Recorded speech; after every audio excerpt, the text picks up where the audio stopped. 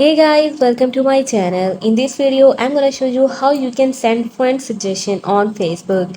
It's super easy and we will make sure you get it right and we will make sure you're logged in and using the latest version and watch the video carefully to avoid forgetting anything and making mistakes. So let's open up the Facebook app and here you can see tap on the friends. Guys, here you can see suggestions. Here are all of the list of the people for the friend suggestions. So let's open one of the profile and here you can see tap on three dots and here you can see the link of that person's profile. Just copy the link.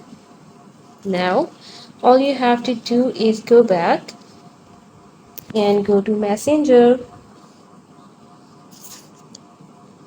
In here just tap here. Now here you can tap this link and you can just send that link to the specific person to whom you want to send the profile suggestion. So guys, this is how you can easily send the profile suggestion to your favorite ones. Hope you guys like my video. Please guys consider showing your support by commenting, liking, sharing and subscribing to my channel for more valuable content in the future.